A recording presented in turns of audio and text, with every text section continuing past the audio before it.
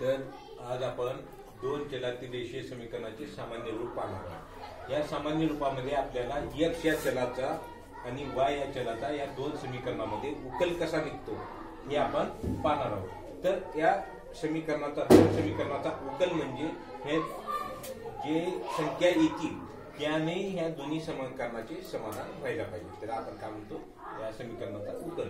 आता आपण तो उकल कसा काढायचा हे पाहणार आहोत। तर पहिल्यांदा काय 3x अधिक y बरोबर 5, 2x अधिक 3y बरोबर 1। तर या दोन समीकरणामध्ये एका चलाचा आपल्याला काय करायचा आहे, लोप करायचा आहे। एका चलाचा लोप करायचा म्हणजे त्याला आपण काढून टाकायचा आहे।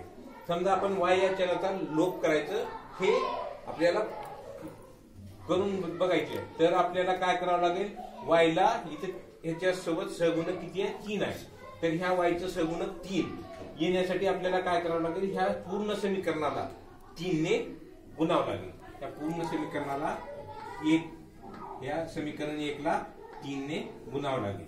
3 ने गुणल्यानंतर काय येईल, 3 त्रिक 9x अधिक 3y बरोबर 5 त्रिक 15, नंतर 2x अधिक 3y बरोबर 1। नंतर हे समीकरण सॉल्व केल्यानंतर आपल्याला काही वजाबाकी केलं, या समीकरणाची वजाबाकी केलं, 9x मधून 2x वजा केले, किती आले, 7x आले। याची किंमत किती झाली, 0 झाली, म्हणजे y या चलाचा लोप भाग झाला आणि 15 मधून 1 गेलं, 14 राहिले। आता ह्या दोन्ही संख्येमध्ये कोणतं चिन्ह आहे, गुणाकाराचं चिन्ह आहे। इकडे जाऊन कोणतं होईल, भागाकार होईल। 7x बरोबर 14, x बरोबर किती आलं, 14 भागिले 7, x बरोबर किती आलं, 2। आता x बरोबर 2 ही एक उकल आली।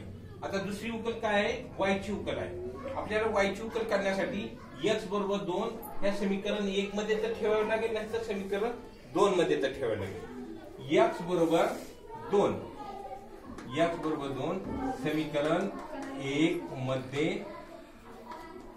ठेवून काय मग 3x अधिक y बरोबर 5, 3x अधिक y बरोबर 5 समीकरण 1 आहे। इथे x बरोबर किती ठेवायचं आहे, याच्यामध्ये 2 ठेवायचं आहे। इथे 2 ठेवल्यानंतर काय, 3 गुणिले 2 अधिक y बरोबर 5, 3 दुनी 6 अधिक y बरोबर 5, y बरोबर 5 वजा 6, y बरोबर वजा 1।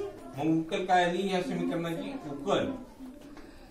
उकल बरोबर 2, वजा 1 ही या समीकरणाची उकल झाली।